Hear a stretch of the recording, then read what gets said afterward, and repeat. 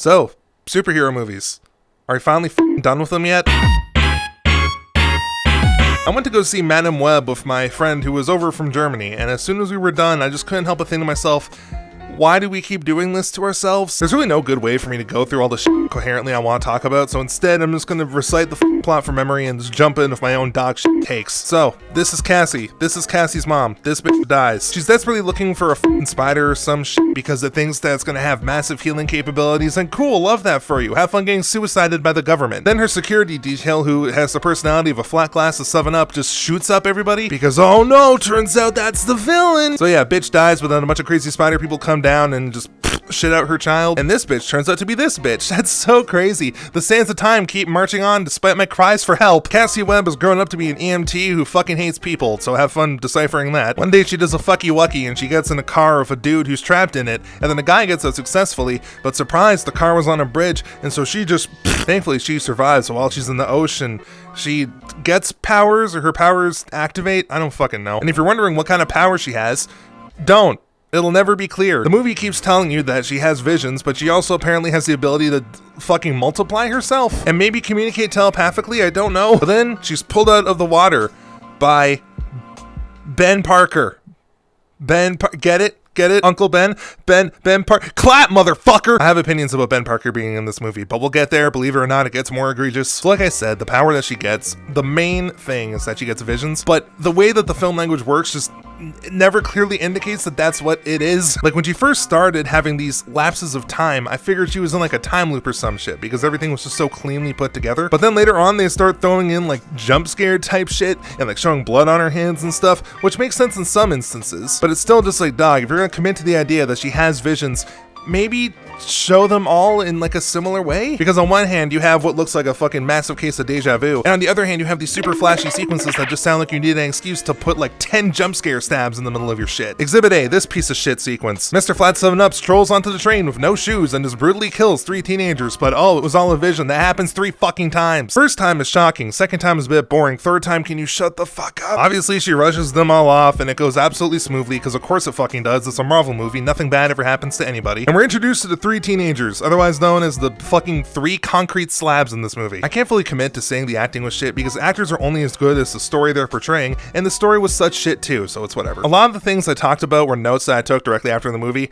and Babo had some too. I'm not sure where I'm gonna slot him into this, but here's a recording of him talking about whatever the fuck he's gonna talk about. I'm not sure why Sony thought we need a Madame Web movie, but here we are, living our worst lives. What I don't understand about this movie is the villain. He has absolutely no game, no riz, no cum. I don't understand why superhero movies nowadays buy into the idea that you need a supervillain for your superhero. All it does for this movie is twist the ending in a way that is just super cringe and absolutely unnecessary. The only funny thing that we get from this is that the main villain dies to a Pepsi sign. The big problem with this villain is he's even less of a character than Madame Web, and Madame Web is already a piece of paper that nobody wanted to draw on. Also, there is another section I want to talk about, and that's the train scene. I'm refraining myself from calling it a train wreck because that would at least be interesting to watch. That scene repeats the vision gimmick they've been using in this movie 5 times in a row. At that point in time, Madame Web has already somewhat understood her ability to see the future, but she's still confused about it, which makes sense because at that point the audience is also confused about what's actually happening because the scene is so convoluted. But what this vision is supposed to show you is that the 3 spider women die by the hand of the main villain, who already knows that he's going to die by their hand, so he wants to prevent that from happening. So Madame Web takes the 3 girls, runs away with them, and the main villain follows them. Madame Web has a few more strokes showing her the future,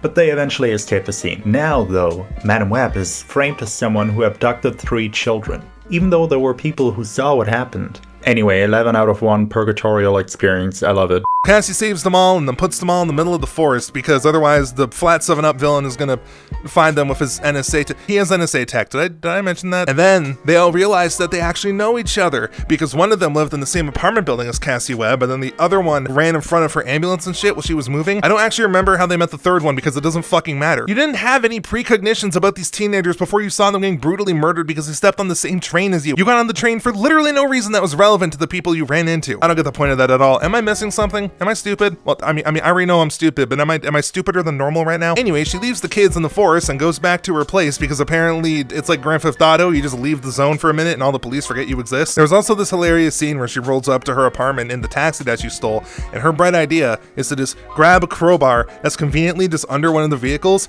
and then just rip the plate off, but don't actually move the plate, so it's just sitting next to the car. She's looking through the collection of her mom's shit that she got with her, I'm assuming since birth. But then she's looking through it and she sees the photo of her mom and Mr. Flat 7-Up, and I'm like, did you never notice that? You've had this box presumably for 30 years and you look at it on a regular basis as told by the film language and you didn't see this fucking photo? I can let that slide because obviously she wouldn't know that the dude in the picture and the dude trying to kill these teenagers are one and the same probably until she saw the photo again after it happened. There's something else I want to bring up, but we'll get there. The three teenage girls do teenage girl things as you do, and they fuck off out of the forest and go to a diner. They all start vibing with some boys, and all of a sudden Flat 7-Up just runs into the room and kills one of the bitches. I forget what her name is. And then Cassie comes in and is like, no, and then the villain's like, and then fucking she dies, but whoa, it was a vision. But of course she utilizes the vision, gets and drives, does the thing. It doesn't matter, she wins and all the girls are safe. Fucking obviously, it's a fucking Marvel movie, okay? Nothing bad ever happens, there's no stakes, we live in hell. I'm in a firm belief that the director of this movie is not going to see the gates of heaven. So they all group up into a hotel and they spend the night there, and while they were asleep, I guess Cassie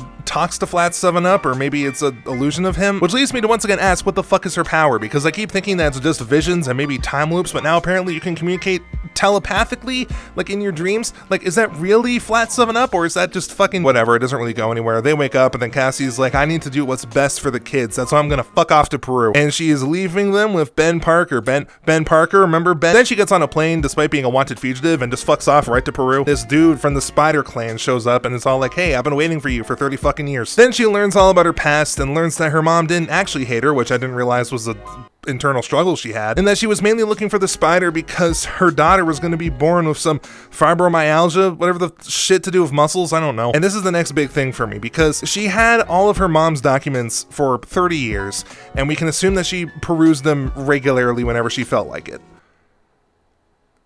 Did her mom never write anything about this? I can understand if it was like the strictly scientific documentation, but I mean, like, you had photos of like unrelated people and shit in there you were working with. It was clearly for like memory's sake. Why wouldn't you have a little entry about how your daughter was gonna be born with some debilitating illness? Obviously shit fucking's more back in New York. Mary Parker starts and out a baby, and then Ben Parker opts to just take all three kids with him instead of just leaving them in the house, which is objectively safer. Obviously Maddie looks right in the security camera, and then Flat 7-Up is there in like 30 seconds. Then they have their epic final fight in a perfect coliseum of just product placement. There's a long ass fight. She learns how to be in multiple places at once, save all the people. Maybe she learns something too, I don't know. And this is what brings me to one of the most awkward plot beats I think I've ever seen. Right before Flat 7-Up gets smashed by the product placement, he just goes up to Cassie and he's like, why are you protecting these kids, blah blah blah blah. And then she was all like, your future was me, not them.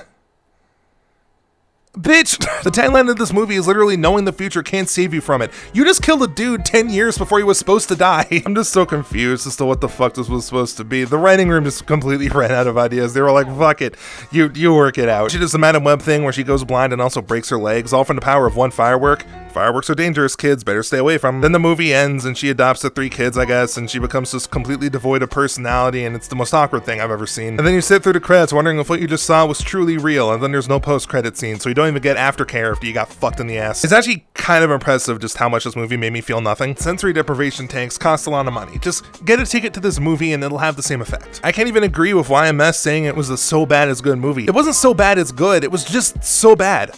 Like, so bad. Like I said, I watched this with a person who came from like a quarter of the way around the world just to hang out with me. And after the movie, I just wanted to apologize. So after watching this movie and realizing just how fucking shit it is and how lazy and egregious and frankly offensive it is that they had the balls to put this shit into theaters in honor of Stan Lee, once again I have to ask, are we done with superhero movies yet? I know this is technically a Sony movie, but I feel like it doesn't dampen the point when I say that Marvel fatigue is a real fucking thing. Aside from a couple hidden gems in Phase 4, everything that I've seen from it has just been a complete schlock. And while I'm using Marvel as the poster child, I feel like this applies to all superhero movies at this point. It is so seldom that you see a superhero movie that's actually trying something new, or like trying to be entertaining or fulfilling to witness in the slightest. I feel like these studios think they have a formula worked out where you just show a bunch of explosions and a bunch of people saying cool things things, and that's a one-track way to get success. And the worst part is that it's fucking working. I was dumb enough to give the movie theater my $14 in order to go see this shit. That movie goes directly to Marvel and Sony and tells them that I want to see more of this. I don't want to see more of this. Especially now with the, oh, I totally forgot to talk about Ben Parker. Fucking shit. The movie alludes to Ben Parker being the uncle of Peter Parker so many fucking times it hurts. It's like they knew that they had a shit movie, so it was like the only thing that they knew that they could get their fucking grubby claws on to be like, look, there's this dude from the property that you like. Remember this property that you like? Give us more money. They just shoehorned it in there, and then Cassie even has a one-liner at the fucking end about it. It's like they know the movie is such shit, and they're just trying to throw in as many references to things that they know people already do like. I know I just went on a whole rant, like mainly centering around Marvel, but it also is hilarious just how much Sony is just absolutely destroying the Spider-Man universe. Either they don't know what they're doing, or they know what they're doing and they're purposely doing it badly. I don't know. I don't really have a grand point to this. I just watched the really dog shit movie and I just want to yell about it. At the end of the day, I think we all need to start just forcing better standards upon ourselves. Like really tell movie studios that we don't want to see this shit. Superhero movies at this point have become the McDonald's of film. They don't go there expecting fine dining or the fucking experience of a lifetime. They just go there to eat slop to help them get through the day and then leave. Not that there's anything wrong with that per se. Obviously, if you enjoy McDonald's more than you do like a fucking steakhouse, then you know, keep going to McDonald's. I'm not your fucking dad. But at the same time, it's just so egregious how comfortable these studios, Sony, Marvel, and the rest of them have just became comfortable and solid in their mediocrity. Seriously, with the exceptions of WandaVision and Moon Knight, I don't think I've actually had a series that I can say I have really enjoyed. Well, actually, I can think of one, and that's Morbius, baby! Fucking getting the Morb $1 trillion! So yeah, I hope you guys enjoyed this weekly episode of I Get in Front of a Camera and Talk About Dumb Shit for half an hour. Special thanks to Goran Hakamono and Foxy Boy for being patrons. You'll all be happy to know I put your Patreon money towards a ticket to this movie, and you are all terrible people.